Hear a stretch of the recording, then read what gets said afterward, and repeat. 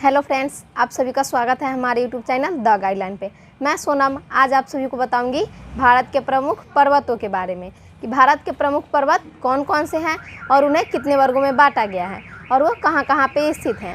इसे जानने से पहले मैं सबसे पहले आपको बताती हूँ कि भारत का सबसे नवीनतम पर्वत हिमालय पर्वत है, जो भारत के उत्तर दिशा में स्थित है। अब हम आपको इस मैप की सहायता से पूरे भारत के प्रमुख पर्वतों के बारे में बताऊंगी, जिसके लिए मैं सबसे पहले आपको कुछ हिमालय के बारे में जानकारी प्राप्त कराती हूँ। हिमालय पर्वत को 4 वर्गों में बांटा गया है। हिमालय पर्वत को हम 4 वर्गों में बांटे हैं। अब जानते हैं इसे 2 बार में चार प्रकार से बांटे हैं, जिसमें पहला है उत्तर से दक्षिण की ओर और दूसरा है पश्चिम से पूरब की ओर। यानी कि हम उत्तर से दक्षिण की ओर भी हिमालय पर्वत को 4 वर्गों में बांटे हैं और फिर दक्षिण से उत्तर की ओर पूरब से पश्चिम की ओर भी देखें तो उसे हम 4 वर्गों में बांटे हैं। अब जानते हैं कि उत्तर से दक्षिण की तरफ अगर बांटते हैं तो उसमें कौन कौन से 4 हिमालय आते हैं, हिमालय के क्षेत्र, और अगर पूरब से पश्चिम की ओर बांटेंगे तो उसमें हिमालय के कौन कौन से 4 भाग आते हैं। अब मैं पहले आपको उत्तर से दक्षिण की तरफ कौन कौन से 4 हिमालय हैं उनके बारे में बताऊंगी। जैसा कि यहाँ पे आप लोग को लिखा हुआ दिख रहा होगा कि उत्तर से दक्षिण की ओर इसमें हमारा 4 हिमालय, जिसमें पहला है ट्रांस हिमालय, दूसरा है बृहत हिमालय, तीसरा है मध्य हिमालय और चौथा है शिवालिक हिमालय।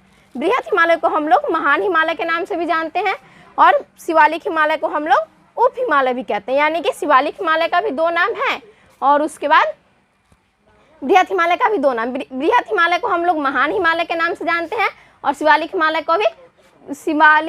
का भी एक नाम है जो है उप हिमालय, और मध्य हिमालय को भी हम लोग नेपाल हिमालय के नाम से भी जानते हैं।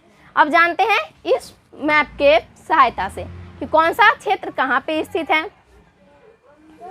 ट्रांस हिमालय, ये जो आपको नीला पेन से लिखा हुआ दिख रहा होगा, ये हमारा ट्रांस हिमालय, यानी कि इससे ऊपर का जो क्षेत्र है ये हमारा ट्रांस हिमालय है। उसके बाद ये नीला और ये ग्रीन यानी कि हरा, नीला और हरा के बीच का जो क्षेत्र है ये हमारा दूसरा क्षेत्र है, यानी कि महान हिमालय या बृहत हिमालय। अब तीसरा जो आपको ये ग्रीन यानी कि हरा और ये रेड, इसके बीच का जो क्षेत्र दिख रहा है वो हमारा मध्य हिमालय है या फिर नेपाल हिमालय। और चौथा यहाँ जो आपको रेड और ब्लैक के बीच दिख रहा है जो क्षेत्र, ये हमारा चौथा है जो है शिवालिक हिमालय। इसे हम दूसरा नाम से जानते हैं उप हिमालय के नाम से। अब जानते हैं कि इन सभी हिमालय की सबसे ऊंची शिखर कौन कौन सी है, जिसके लिए मैं आपको सबसे पहले बताऊंगी ट्रांस हिमालय के बारे में। अब हम ट्रांस हिमालय के बारे में विस्तार से जानते हैं। आइए अब हम लोग ट्रांस हिमालय के बारे में जानते हैं इस मैप की सहायता से कि ट्रांस हिमालय कहाँ पे स्थित है और इसकी सबसे ऊंची चोटी कौन सी है। तो देखिए यहाँ पे आपको, जैसा कि मैं अभी आपको बताई थी कि ये जो ब्लू पेन से इसके ऊपर का जो भी क्षेत्र है ये हमारा ट्रांस हिमालय में स्थित है। तो अब जानते हैं कि ट्रांस हिमालय का सबसे ऊंचा शिखर कौन सा है। जैसा कि आप लोग को यहाँ पे लिखा हुआ दिख रहा होगा K2, तो हमारा ट्रांस हिमालय का सबसे ऊंचा शिखर है K2, जो भारत का सबसे ऊंचा शिखर है। और अगर इसका विश्व में बात किया जाए तो यह दूसरा स्थान पे आता है। अब जानते हैं, जैसा कि मैं आप लोगों को पिछले वीडियो में बताई थी दर्रा के बारे में, जिसमें मैं आप लोगों को बताई थी काराकोरम दर्रा, जो लद्दाख से चीन को जोड़ता है और यह भारत का सबसे ऊंचा दर्रा है। यह जो दर्रा है काराकोरम दर्रा, यह इसी ट्रांस हिमालय के अंतर्गत आता है। अब मैं इस प्रकार से अब मैं थोड़ा सा जान लेती हूँ K2 के बारे में। अगर मैं इसकी लंबाई की बात यानी ऊंचाई की बात करें तो इसकी ऊंचाई है 8611 किलोमीटर, यानी कि 8611 मीटर। मैं उस वक्त आप लोग को बोल दी थी किलोमीटर, जो गलती है, यहाँ पे 8611 मीटर है इसकी ऊंचाई। और हम इसे यानी कि K2 को और दूसरा नाम से जानते हैं गॉडविन ऑस्टिन के नाम से। K2 का दूसरा नाम है गॉडविन ऑस्टिन। अब इस प्रकार से मैं आप लोगों को बता दी, यहाँ पे पहला हमारा जो था ट्रांस हिमालय के बारे में, जो उत्तर से दक्षिण की तरफ बांटे थे, उसमें हम पहला लिए थे ट्रांस हिमालय को। और ट्रांस हिमालय के बारे में आप लोगों को यहाँ पर से विस्तार में बता दी हूँ कि इसका सबसे ऊंचा शिखर कौन सा है, उसकी ऊंचाई कितनी है, और मैं आप लोगों को यहाँ पे एक दर्रा के बारे में बताई थी। बस अब मैं आपको आगे बताती हूँ यहाँ पे बृहत हिमालय या महान हिमालय के बारे में कि इसका सबसे ऊंचा चोटी कौन सा है और इसकी ऊंचाई कितनी है।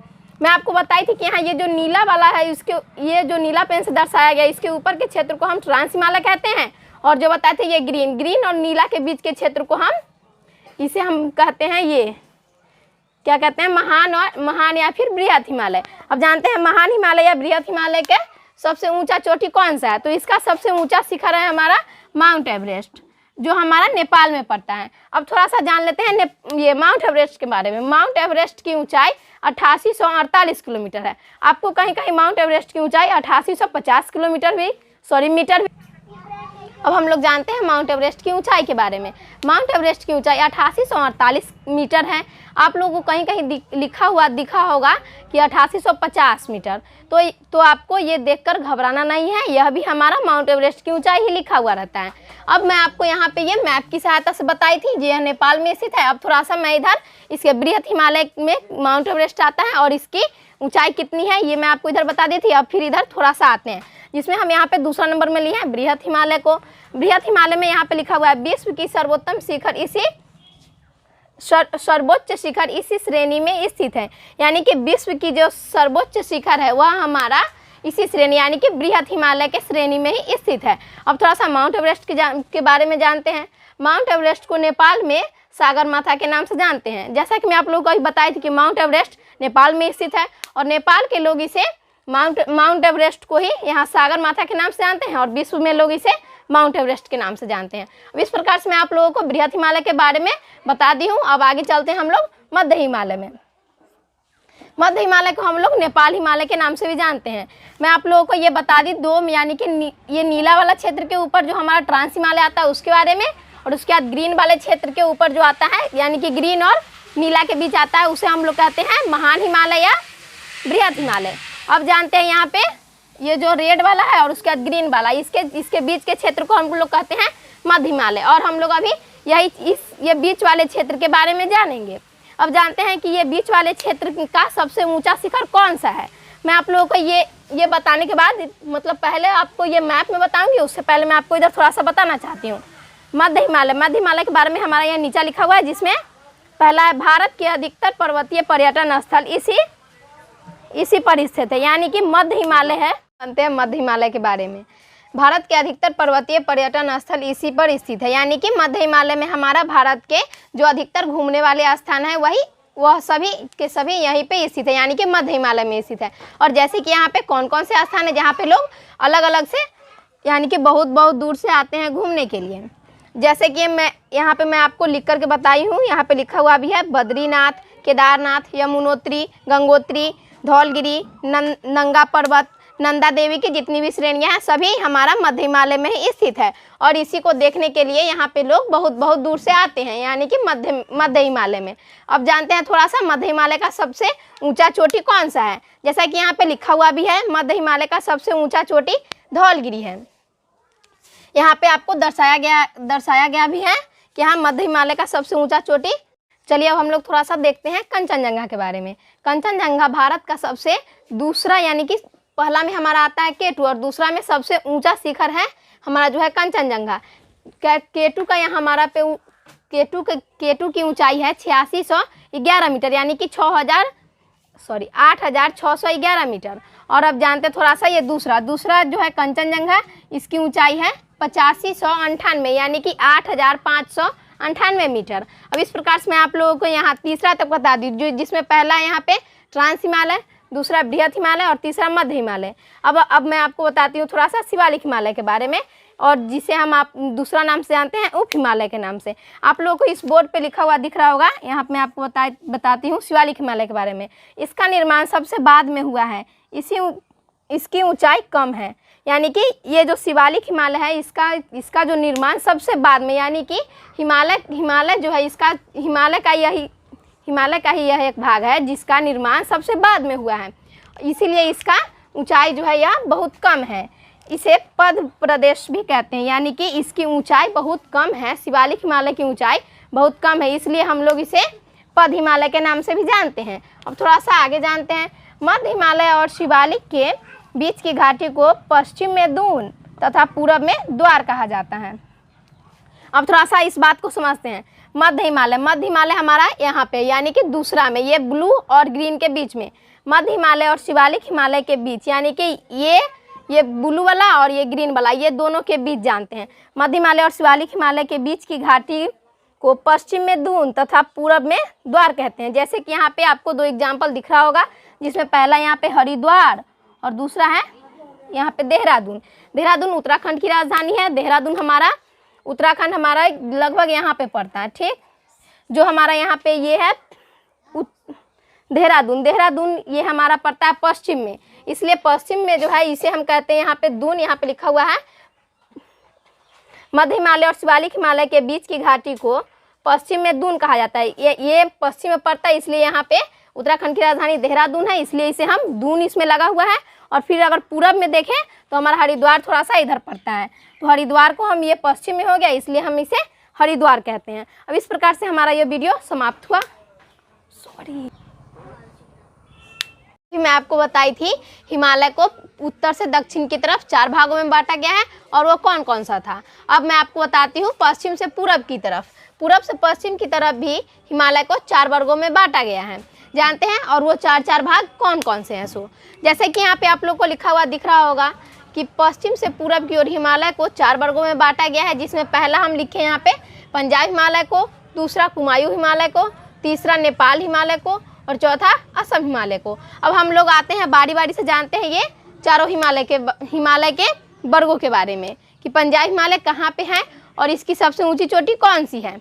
अब हम लोग थोड़ा सा यहाँ पे ध्यान देते हैं पंजाब हिमालय के पास। पंजाब हिमालय सिंधु नदी से सतलज